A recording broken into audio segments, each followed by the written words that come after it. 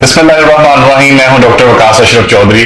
मैं consultant interventional pain management और regenerative medicine specialist हूं। मेरा ताल्लुक पेन एसोसिएट से है।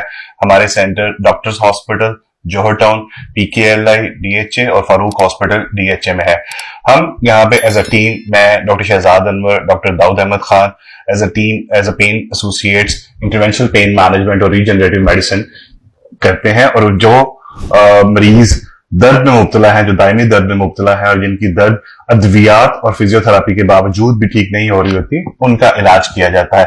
आज खास तौर पे आपको घुटने के दर्द या नी ओस्टियोआर्थराइटिस के बारे में आगाही फराहम करना और उसके मुमकिना जो इलाज है उसके बारे में एक आगाही फराहम करना है। बेसिकली नी ओस्टियोआर्थराइटिस या घुटने का आर्थराइटिस, इसमें जो वियर एंड टियर है वो इस कार्टिलेज की वजह से होता है। ये बेसिकली आपकी जो फीमर बोन, जिसको हम थाई बोन कहते हैं, या नीचे शिन बोन या टिबियल बोन है, और इसके दरमियान में कार्टिलेज के ऊपर ये ज्वाइंट बनाता है। इस ज्वाइंट के ऊपर बेसिकली ये घुटना मूव करता है। ये एक चिकनी रतूबत की तरह काम करता है और ये एक लुब्रिकेशन प्रोवाइड करता है। वियर एंड टियर से खवातीन में खासतौर पे एजिंग के साथ डीजनरेशन का प्रोसेस शुरू हो जाता है, जिसमें विटामिन डी डेफिशिएंसी, कोई ट्रॉमा, कोई स्पोर्ट्स इंजरी, या खास तौर पे अगर किसी को रोमाटाइड आर्थराइटिस है तो उसमें ये अमल जरा जल्दी स्टार्ट हो जाता है। इसे हम डीजनरेटिव ओस्टियोआर्थराइटिस भी कहते हैं। इसमें क्या होता है कि ये जो हिस्सा जिसको अब कार्टिलेज है, ये घिसना शुरू हो जाती है। तो इसको मेडिकली टोटल 4 ग्रेड्स में डिवाइड किया जाता है। ग्रेड 1 में ये इनिशियली घिसना शुरू होती है और हड्डी हड्डी के करीब आना शुरू हो जाती है। इसको जब हम स्टैंडिंग में, नी स्टैंडिंग में एक्सरे करवाते हैं, इसका हमेशा याद रखिएगा नाजरीन, कभी भी लेट के एक्सरे करवाएं तो उसकी फॉल्स रीडिंग आती है। हमेशा स्टैंडिंग में जब ये बोन ऑन बोन आती है और बॉडी का प्रेशर इसके ऊपर पड़ता है, तभी इसका एक्सरे करवाना चाहिए।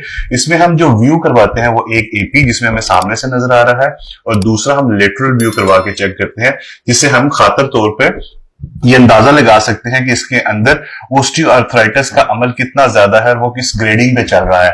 इसी तरह से ग्रेड 2, ग्रेड 3 और ग्रेड 4 में ग्रेडिंग का बताने का जरूरी इसलिए है कि ग्रेडिंग के साथ इसकी ट्रीटमेंट भी अक्सर मुख्तलिफ हो जाती है। अगर कोई यंग एज में और नी ओस्टियोआर्थराइटिस ग्रेड 1 या ग्रेड 2 के साथ अगर प्रेजेंट करता है, तो उसमें हम रीजनरेटिव मेडिसिन, पीआरपी या पीआरपी प्लस या एक्सोसोम्स या ऑटोलोगस स्टेम सेल्स के साथ और हाइलुरोनिक एसिड के साथ इसको प्रॉपर तौर पे रीजनरेट कर सकते हैं।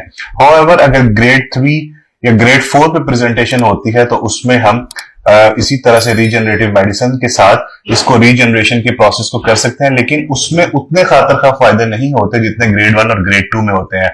ग्रेड 4 और ग्रेड 4 प्लस में आमतौर पर टोटल नी रिप्लेसमेंट को एडवाइज किया जाता है, जिसमें ये बिल्कुल कार्टिलेज खत्म हो जाती है और उसमें रीजनरेटिव मेडिसिन इतनी कारआमद साबित नहीं होती, और उसमें ये आपको रिकमेंड किया जाता है कि आप घुटने की तब्दीली करवा लें।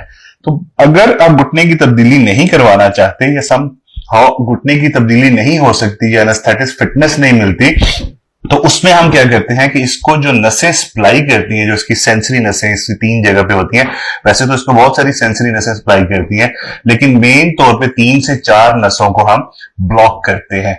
उसके ब्लॉक करने से क्या होता है कि ये वो नसें हैं जो दर्द के पैगामात घुटने से लेकर तो ब्रेन तक पहुंचाती हैं और वो हाइपर सेंसिटाइज हो जाती हैं।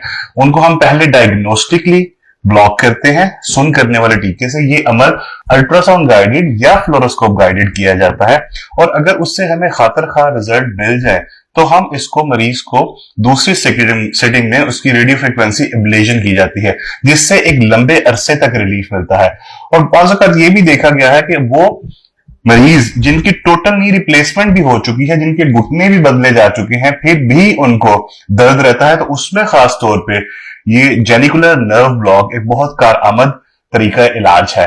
तो ये नी ओस्टियोआर्थराइटिस और उसके मुमकिना इलाज हैं जो इंटरवेंशनली नॉन सर्जिकली हम करते हैं।